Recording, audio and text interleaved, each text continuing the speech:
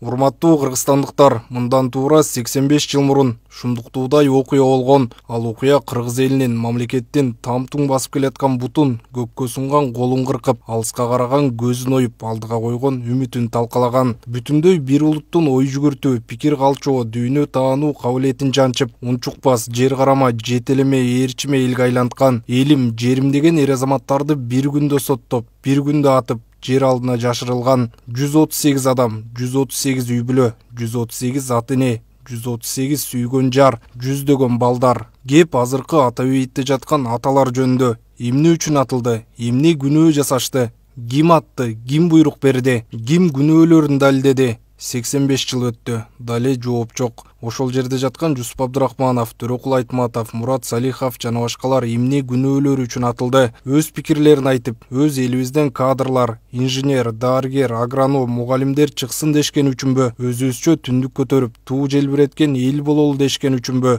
Өзгөлөрдөн кем болбой, алар менен тең бололу дешкен үчүнбү? Бул асыл ойлордун эмнеси күнөө, эмнеси чыккынчылык? Кай жери элге душмандык? Бул суроолорго да жооп жок. 1938 жылы 3 ноябрда күнөөлөрү жарыяланды. 4 ноябрда соттору болду.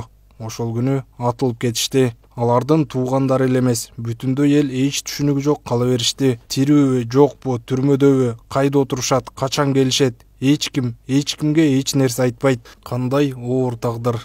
1916 жылы да кыйындар кырылып жок болгон. 20 жылдан кийин да кыйындардын тагдыры ушундай болду. Андан бери да ушул эле көрүнүштөр. Искак Разаков, Султан Ибраимов, Насирдин Исанов, Жумабек Ибраимов, Анарбек Бакаев. 1938 жылы айтылгандардын баары 19 жылдан кийин эч кандай күнөөлөрү жок экен деп акталышты. Бирок өмүрлөрү кайтарылган жок да. Алардын туугандары, балдары, эл душманынын тууганы, балдары, аял деген укмуш ачуу, жан дүйнөңдү сыздаткан уулуу сөздөрдү угуп келишти. Алардан ким кечирим сурады? Бүгүн да элим аман, жерим бүтүн деген эр азаматтар эл душманы, чыккынчы, эл бузар деген ушунчалык тааныш аттарга ээ болуп отурушат. Бүгүн да өз оюңду айтуу, өлкөнүн келечеги жөнүндө пикир билдирүү, жөн эле адам катары сүйлөп койсоң сен эл душманы же чыккынчысың. Натыйжада кайран кыргыз ой жүгүртүүгө, келечекти көрө билген бир аз эрктүү жигит кыздарыңдан кол жууп, дагы канчалаган жылдар жалдырама, пикирсиз, эрксиз, жетелеме эл бойдон калаар экенбиз. 85 жыл өттү, а биз дали ошол.